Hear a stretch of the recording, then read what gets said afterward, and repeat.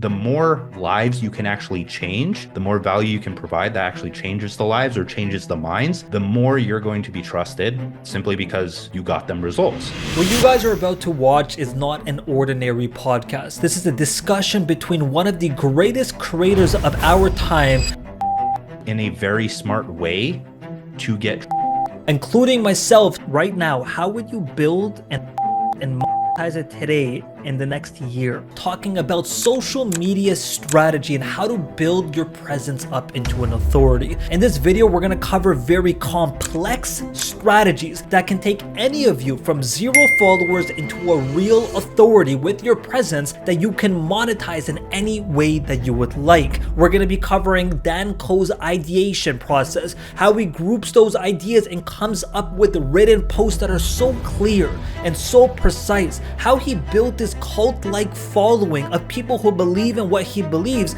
and ultimately how to make you into an authority where people want to buy from you. This is a very important discussion that can change the trajectory of your entire business. It's a 40-minute video and I'm excited for you to check this out. So very few times in life you come across someone that saw the direction that the world was going in and decides to create a completely new path, and it works. Then very few times in life you will see a single person take that direction and completely disrupt and change up an entire market. And very few times in life will you literally speak to the walking embodiment of clarity and innovation. Today, we have our first guest on our podcast, a friend of mine who I got to see grow side by side with me at the beginning of the journey. And it's someone the entire world knows, Mr. Dan Koe. What is up, brother? what's up, man? Dude, that is the craziest intro I've ever heard. You want to know something insane? I'm in the Dominican with my cousin about a couple months back, and I see her post something on her story, and I'm like, "That's Dan, bro. I know that guy." I'm like, "What the hell? How the hell do you know who Dan Koe is?" And Yeah, that's why I added the part of people all around the world know you, because that's the depths of South America, that deep in the cities, and she knows who you are. it's crazy, man. Even just this morning, my girlfriend just got back from Florida visiting her family, and one of her like connected family, I don't know the term for it, like cousin side, uh, he mentioned how he was sitting with a friend and his friend was just looking through his Instagram stories, and he noticed the image of like me and my girlfriend on the stories, and the guy was like, "No way, that's my cousin." And like that's her boyfriend. Holy crap. So it's cool to see that because I've seen it a few times and I've had a few people tell me like, dude, I saw someone just scrolling and I had to tell them like I know who that guy is. And it's the craziest thing.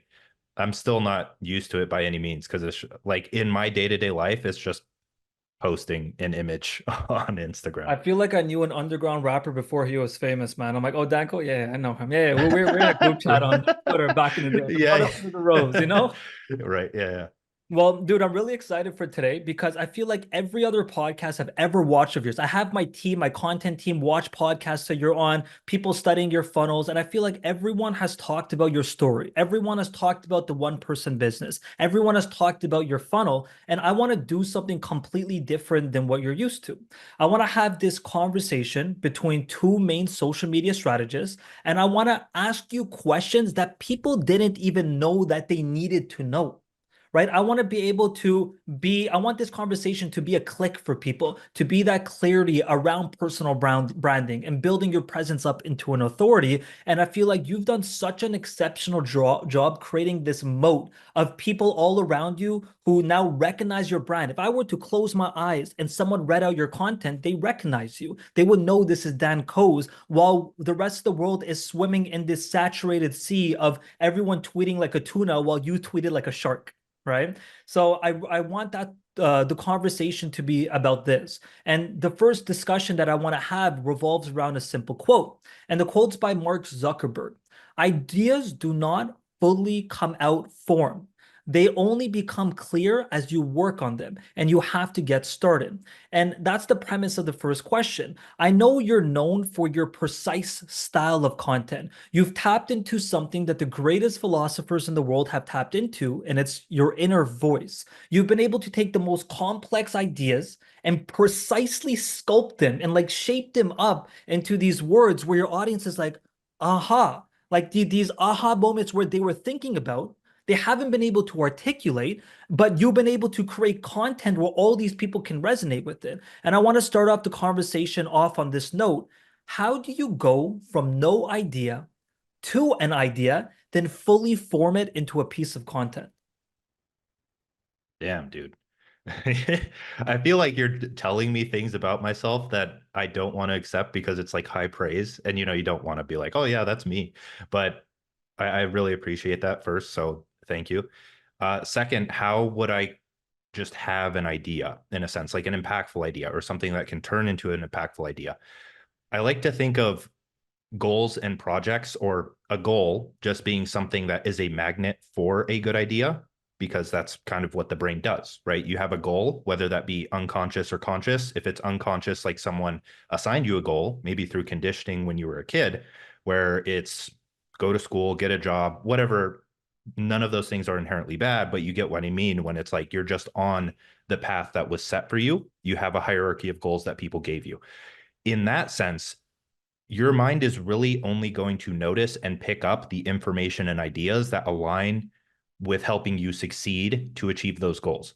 So it's like, oh, okay, someone mentioned that a becoming an anesthesiologist, I'm speaking from experience here, becoming an anesthesiologist and going to school for 8 years and getting this high paying job, that sounds really cool. That's the only way of reaching that monetary value that I understand. So now, okay, my Google search has changed. I start looking up, okay, what colleges have a great anesthesiology program? Uh, what colleges can I actually get into? Okay, what are the actual salaries? And I start subtly programming myself with this information that eventually leads to ideas for me to achieve that goal. So when we peel back and think of it from the lens of content, every single week I have a newsletter, which I consider a project, or I have a product that I'm building that I is a project, obviously. Those things are goals in themselves, but they're much more structured, much more broken down, much more intentional. That's why you outline a project. You have milestones, you have an outline for your newsletter, things like that. So that's crucial in my process where I outline those things first. I'm not the type of writer where I just go in with an idea and write it all out and don't have any structure. I'm very structured in this sense because I understand that if I have that outline, almost anything that I consume, even if it's a fitness YouTube video or a philosophy YouTube video or a random book that I was curious about, my mind will just light up when the right idea comes across that will fit or help me with that project in some way. It could be the hook, it could be in at the very bottom of the newsletter, it could be somewhere. And so that's when I take out my phone and I write that idea down so that I have it for later and I have somewhere that I can use it. I feel like a big problem is that people have ideas. People can have those great ideas, but they don't have anything to apply it to. And even if they do, it's not that structured. It's not aligned with any further goal in the future or a vision. And so it starts to fall apart. Um, with that, and with the things like the outlines, the bigger, the better, in my opinion, or the bigger they are, the more serendipity you can experience in your life. So when I wrote like a book or have a bigger project, an ongoing long-term project, that's when you can notice really anything. And life starts to regain its wonder and zest because ideas are freaking everywhere. It's like I outlined an entire book and I have to fill that in with ideas like the projects, the newsletters, the content, anything that, whether it's a long newsletter or just a tweet, ideas are the building blocks of those. If you don't know how to write a newsletter or an article or create a YouTube video, it's literally just good ideas that you collect and put together like Legos in a persuasive and impactful way.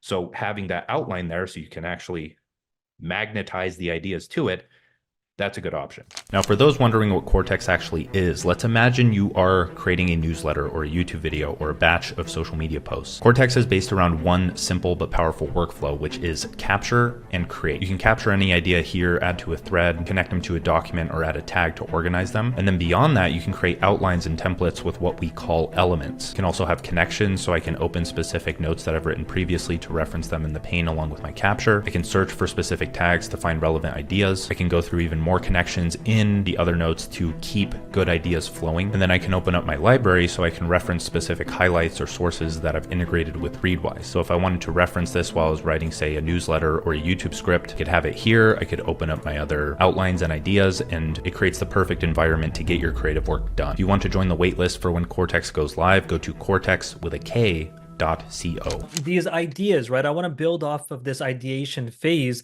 Something I admire about you is the second brain concept. And for everyone listening, I promise you, this is going to be one of the most important questions and answers you're going to hear when it comes to creating. Because when you say that you gather your ideas, I'm assuming you put them on somewhere where you can organize them all, put them into the right frameworks, and then from there, you're going to be able to build them into some pieces of concept. So what is the concept of this second brain? And it's very fascinating. I want you to explain what it is, how you use it to take those ideas that you gather up together and use them to produce content. Yes. So I'll start this with a story because I definitely wasn't the one that came up with the second brain concept. I just feel like it's extremely powerful, and not too many people have applied it to content creation and writing, at least explicitly. This is why we're building Kortex. So that's the app for it, because a lot of others, they're extremely good, great apps, but they just don't have the flow that a creator or writer needs. So I was first introduced to the second brain concept from Tim Denning, who's like a very big Medium writer. He's growing really fast on Twitter now too, and other platforms. Extremely smart guy. He gave me access to one of his courses, which was like 10x your writing speed, something like that. And he was using Rome Research, which is another second brain app. And the process that he gave for just note taking really made sense to me. And I always liked the idea of just being able to store my ideas somewhere.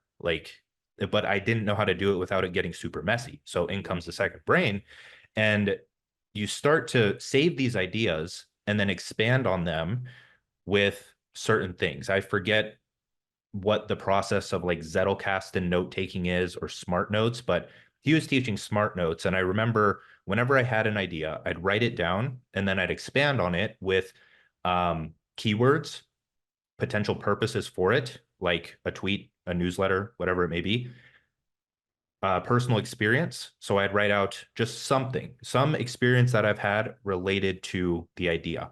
And then I would take it even further, because at the time, as a writer and content creator, it just made sense that I should break down the idea further into things like pain points and benefits and story, which also aligns with personal experience, and a process, aka like actionable steps. And so as I started to do this, I started to have my second brain open as I was writing, and I'm like, holy crap, I just have pieces to the newsletter here. That's what I meant by ideas are just the building blocks for those things. So my writing the newsletter got so much faster because I'm literally just copying, pasting over the notes that I took previously and organizing them a bit. So that's really the power of it, is you have all of these unique ideas, you start to flesh them out so they become your own ideas, and you bring novel perspectives to them. So when you start to weave those together, not only is your content somewhat proven to be impactful and do really well, because usually you're taking the ideas that do really well in the first place. But then once you dissect them and make them your own and then start to piece them back together again, that's really where the magic comes into play, especially as it continues to grow and grow and grow and connect throughout that second brain, so that you're able to reuse things. Like if you go through and watch 5 videos of mine on the one person business or on something like that, I'm talking about the same thing, but I have all of these different ideas and angles that I'm able to talk about simply because I've spent time in my second brain.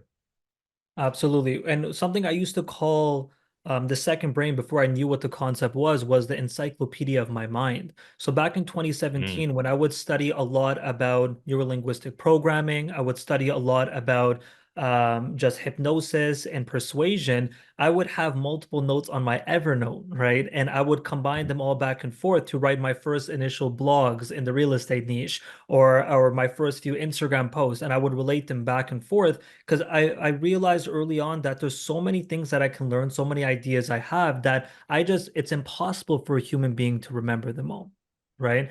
And yeah, I think that's what you're kind of solving with Cortex right now, right? All of you have a place to store the ideas and use that entire flow that you created to bring your ideas into actual content. And it's a visual web where everything kind of relates and connects back to each other.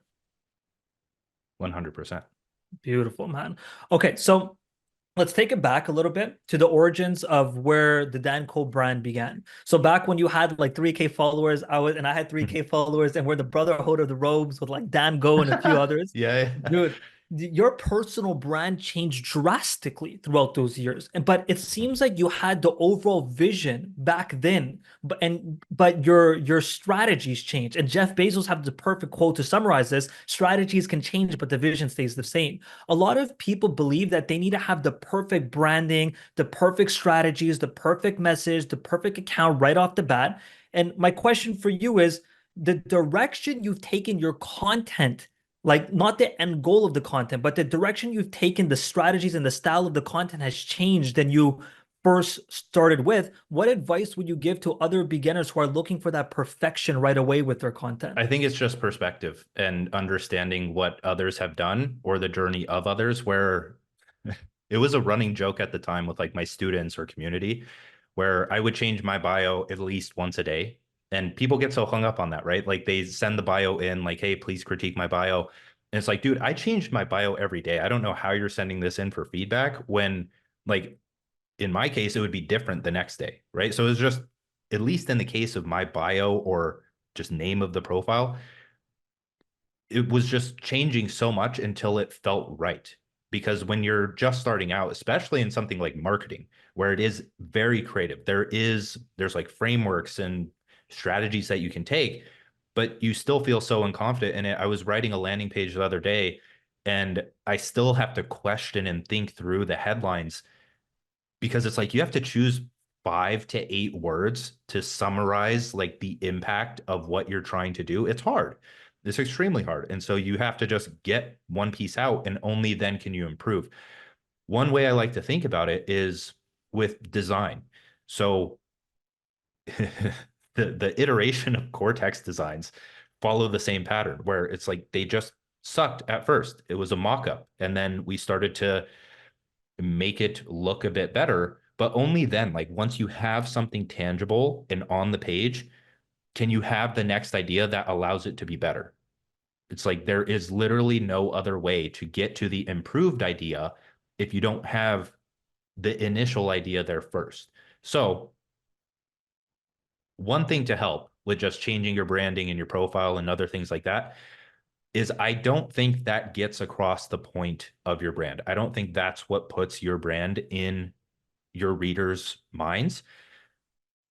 I genuinely think that brand is the culmination of 6 to 12 months of content in your readers' minds, like culminating and just like Wow. sitting there in a sense, right? So it's like no matter how perfect your profile picture or your bio or your banner is, what they're doing, like think of it from the reader's perspective, is they find you, okay, this guy seems promising. I read one piece of his content. He's kind of worth a follow. I'm going to follow him and check it out.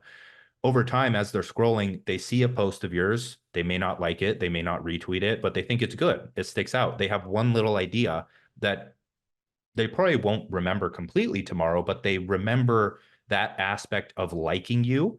And then that continues to stack up. They read another post. Oh, wow. Okay. I like this guy more.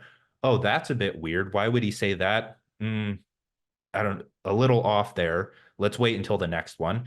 And then the next day they keep showing up. Then they go to your newsletter. Then they potentially purchase a product from you if you hit a pain point right on the head enough for them to buy. And then they go further. They listen to a podcast with you on it. And then slowly and slowly, they have like 4 or 5 ideas that they can 100% register to who you are. But if they don't have those ideas, if they don't have that slow likeness of you building, if they don't have that story in their head of who they think you are, then your brand isn't as powerful as you think it is. Your bio doesn't fucking matter at that point. And I think you said that in a different podcast too, where you said that if the gentleman who created Atomic Habits tweets out the word, doesn't Yeah. tweet for 12 months, and he finally tweets out the word habits, it would go viral because he's taking up that mental real estate in people. And it's Yeah. actually a propaganda tactic that Edward Bernays talks about his book in the book Propaganda. So he is the father of propaganda, and he coined the concept of repetition leads to conviction. When you identify a specific narrative, you are going to be repeating the narrative so often that you're going to get tired of it before your audience even recognizes what that narrative is. But Oh, yeah. the objective is to take that narrative and say it in multiple different perspectives. So the way when we're creating content, we identified that there's more ways to say the same exact narrative. You can say it in a technical tone. You can say it in the perspective of the CEO. You can say it in a hot take or something controversial. The different perspectives around that one main idea, you never know which one is going to click the most. And I remember J.K. Molina would always talk about this. There's nothing new under the sun on Twitter. You're just repeating the same thing over and over again in a different way. And that same principle applies here too, because all we're doing is we're repeating a narrative. You're going to get tired of it before your audience even recognizes the first, aha, I like that concept. But you broke that down beautifully. Thank you. And another way to frame it, sorry to keep going, Go is for it. time under attention. So we could equate brand or the power of your brand to time under attention. So in weightlifting, there's time under tension, where it's like how long your muscle is under tension is one factor, not the entire factor of building muscle. And so time under attention, where one tweet isn't going to do much. 100 tweets over the course of a month or two is going to do a good amount. You get them on a newsletter and can actually hold their attention throughout the entire thing, then that's 15 to 20 minutes of attention versus short form content, where even if they read 100 posts, that's probably still only like 5 to 7 minutes. But then they read a book, they read your book, they spend 8 hours on that. And now, at the James Clear example that you brought up, James Clear could literally tweet the word habits and get a billion times more engagement than anyone who wrote like the best tweet on habit formation in the world. So that's what I'm talking about, is people, you're shaping people's worldviews. Okay, check this out. The most difficult part about starting your own business is understanding what you need to be doing next. You don't have the right resources, you don't have the right roadmap, and whenever you do see an opportunity to learn from this, you're out here paying an arm and a leg for those resources. I despise that. What I created is the ultimate resource for everything you will ever need to build a service-based industry from complete zero and scale it up and close your first client. Every resource that you can ever fathom on how to get clients, how to master high income skills, how to retain people, and it's completely for beginners. And the best part is it's only for $1.50 a day. If you want full access to it, go ahead and search up the utopia.io or click the link in the description. Everything you guys will ever need plus a free trial is just in the link below. Absolutely, man. Absolutely. Okay, so let's go and we're on the topic of shifting and not shifting too early. What we're talking about as well is how much things have pivoted throughout the past few years, especially in the social media space. And you probably know that the social media atmosphere changed drastically, especially since when we started. And a lot of people look at my account and they're like, yeah, you started early. They say the same thing with you. You started early. But I want to put a challenge on you. If you were to, in this current climate right now, how would you build an audience and monetize it today in the next year? Oh man, there's a few different ways I could go, but I'm still very big on social media. I have my own philosophy on social media and like where it will go in the future. And other things like that. But I see social media as the new media. That's where attention is right now, right? That's where you go to start a business. A lot of people say, oh, don't start a personal brand first, because like go and do something, build a business, then go on social media. It's like, I get that. I do. But you can start on social media as your traffic mechanism to land clients or use for your business. You don't have to pour a ton of money into ads. Like you can start on social media, and the benefits of that are you build an audience. With ads, sure, some people may follow you. With content, you keep the audience, right? You can continue remarketing to them. You don't need to put more money into that. But I would start on social media. And the one thing that you really need to click for you on social media is how traffic actually works, or how getting followers or making product or service sales actually works on social media. Is that your content, one, needs to be quality enough. It needs to grab their attention. It needs to give some form of value to make them be like, oh, okay, I need to follow this guy.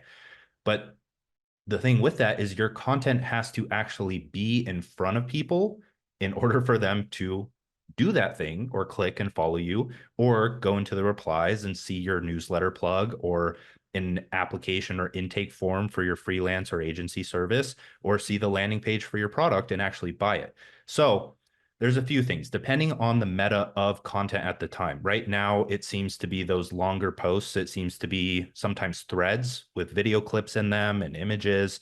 Uh, it also seems to be like just images of like a micro article in a sense. Like it looks like an article, but it's a small image. I Yeah, I really think like those. George Mack is doing those really well. I think Elon Yeah. Musk just responded to one of his as well. But yeah, absolutely. Yeah. So things like that. I would see like kind of spend a week or two just figuring out what's actually showing up on my feed consistently right now, and kind of understand, okay, why is this working? Those ones work because they're holding more attention, right? Elon or Twitter in general is favoring the content that holds 30 seconds, a minute more of attention, and spreading those in what seems to now actually be an algorithm on Twitter. So by doing that, you may actually get pushed in the algorithm, but I'm not a fan of relying on that. That's kind of just an added benefit if it happens. So one thing that I think has stuck around is the absolute necessity of building a tribe. So the way we met and the reason we're here today is because we met in a group chat, right? We DM'd each other and it's like, dude, I like your content. Oh, I like yours too. Okay, cool. We're doing the same thing. Let's do it together. And I think people underestimate or get too intimidated by other people. Like they don't see that you're there for the same goal. And Napoleon Hill, his mastermind concept of like multiple minds achieve a goal faster. So when you meet people and you either get in a group together or you have multiple people that you can reach out to, you would be surprised how many want to comment on your posts or repost your posts or just help you grow or share a strategy that's really working. So first step is just understanding what kind of content works. Second step is being able or building a tribe so that you can act as a unit, a collective unit on social media, because one person, say, follows you, they see you interact with me. Okay, now you follow me. It's not just you commenting on my post to help boost it. It's you growing as an individual and seeing that we interact and are in a tribe. So people, the followers, spread throughout that tribe and it all grows together until the tribe expands or starts to divide and unify with other tribes, right?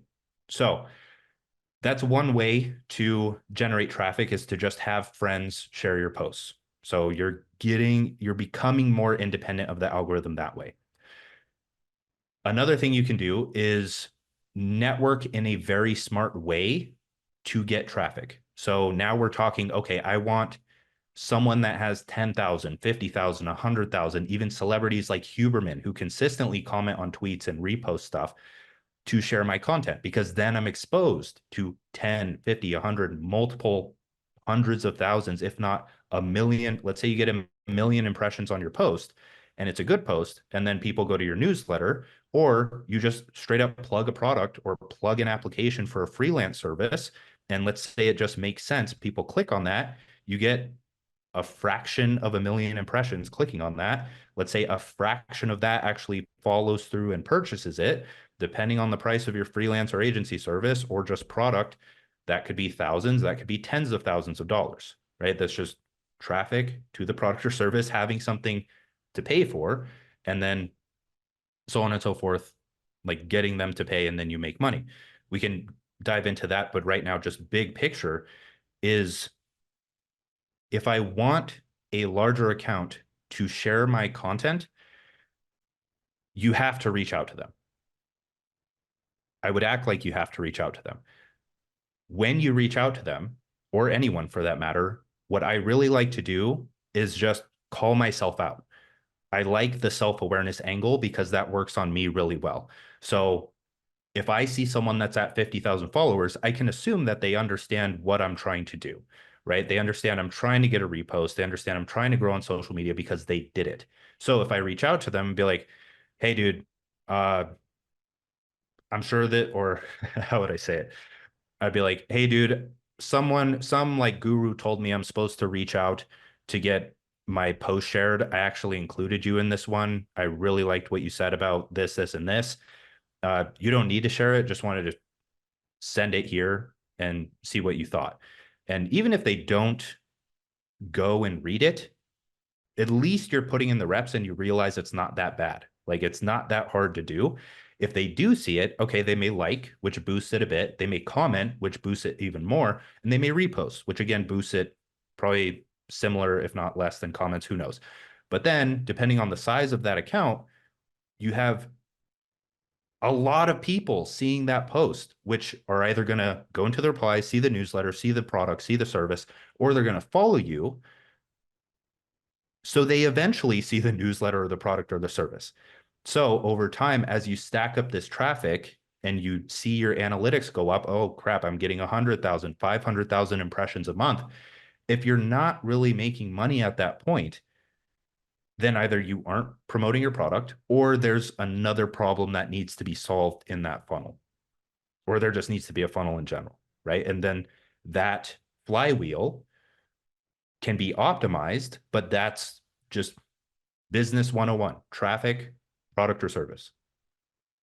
No, that's a very clear roadmap that you have. And you know what? I kind of view you as like the Beatles of the productivity niche right now, where instead of women throwing their bras at you, people are jumping around to buy your book, right? And I don't know if like, dude, I'm quoting your YouTube comments and it cracks me up. Oh, I'm just like, really?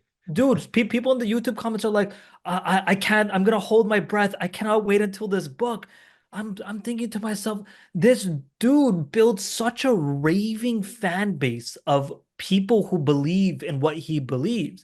And we're talking about building your presence up. How would you, if you had to restart, rebuild a cult-like following from where you just were on that step right now, where you just finished your answer with? How would you build a cult-like following next? Because we talked about exposure, but how do we make those people into fans? And the reason I ask this is I always preach, I don't believe in the attention economy. I believe we're in the trust economy. Every single social media, doesn't matter what type of, if you're running paid ads, if you're doing cold outreach, social media, your end objective is to build as much trust as possible. Your paid ads, you're building a funnel to get people to trust you. Your email flows, you're taking people through an entire sequence to get people to trust you. You're taking them across the 5 stages of awareness. How do we get people to trust you? And beyond trust, how do we get them into cult-like followers? Yes. Okay. So here I would say that the trust economy in this sense would also be synonymous with the purpose economy, where I think vision is prerequisite here. So vision and anti-vision for your future. By anti-vision, I mean the thing that you dislike. If you study marketing, you're usually told, okay, you need to create a brand enemy. Like, who's the enemy? Who are you leading people away from? Not necessarily who, but what, right? So in my case, it's like the default conventional lifestyle, which I just didn't want to live, which is being told what to do, having those unconscious goals that you kind of accept and are conditioned into. So that's what I don't want. And then what I want is the vision. I want to, and this, you cultivate this with time. It doesn't come immediately. You kind of discover it as you act, but you can have some minimum viable vision where it's like, I know that I want something like this in the future. And for a lot of people starting out, it's like, okay, I want a large family. And that's already polarizing and separating enough these days, right? If you want a traditional family, you're going to attract one crowd and repel another. But do you want to live in a beach house? Do you want to live in the city? Do you want to go to the gym every day? For me, it's like I want to write every morning because I fell in love with that. That's the vision. And those are what frame most of what I write.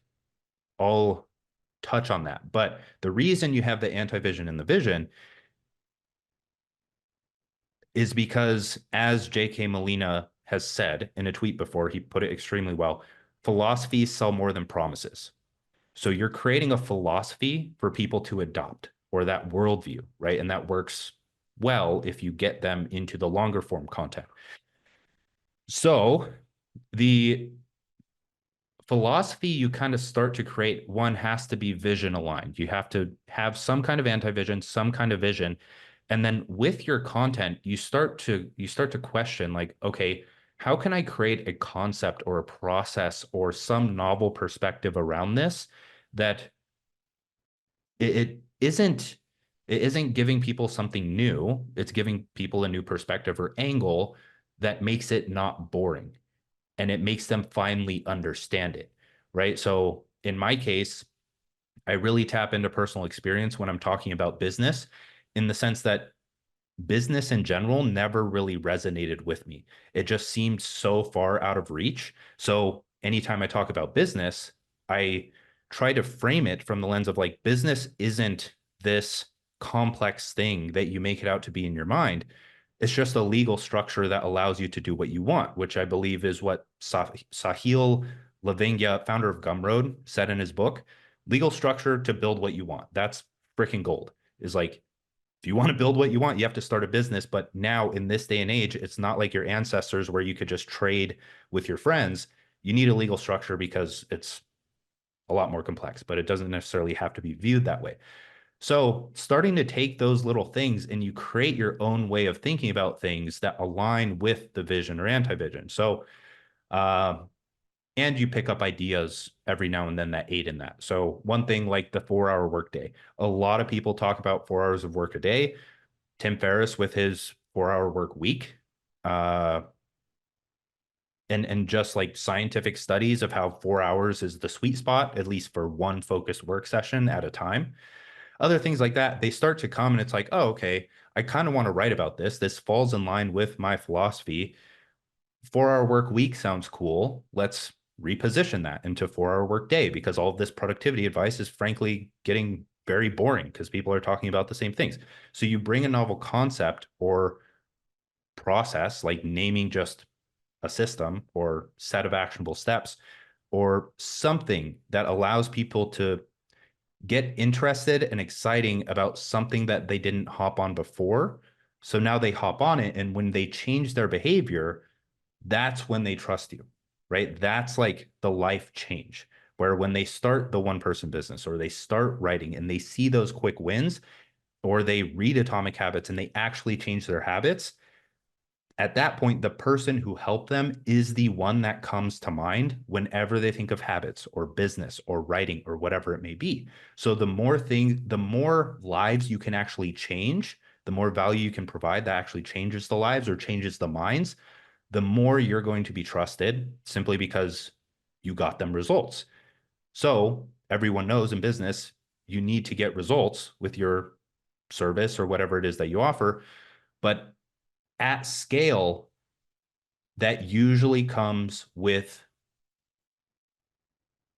volume and consistency. The volume stems from the consistency, because with a freelance service and no personal brand and no growth, really, you're working with 2, 5, 10, maybe clients a month. You're changing 10 lives, which absolutely incredible. Like, obviously nothing wrong with that.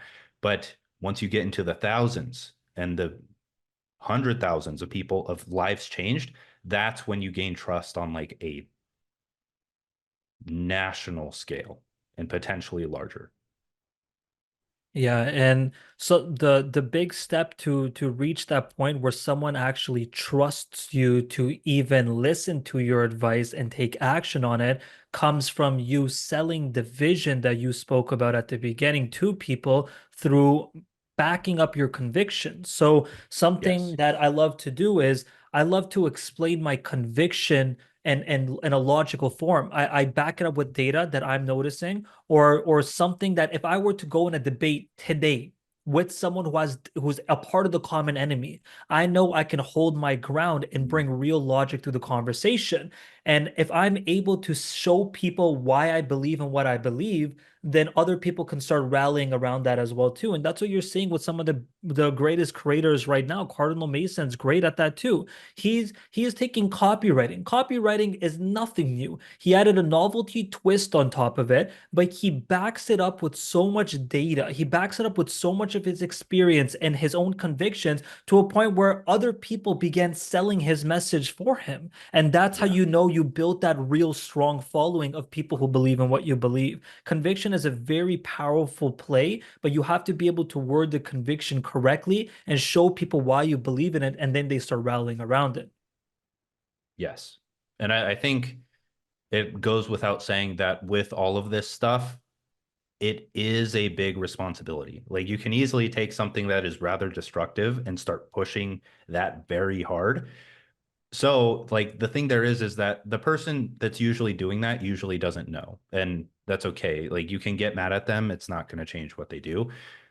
They'll eventually come to it on their own. Maybe they won't, but literally the only advice we can give right now is just try to be decent with what you're doing. Try not to fuck people over, and it will pay you back a lot.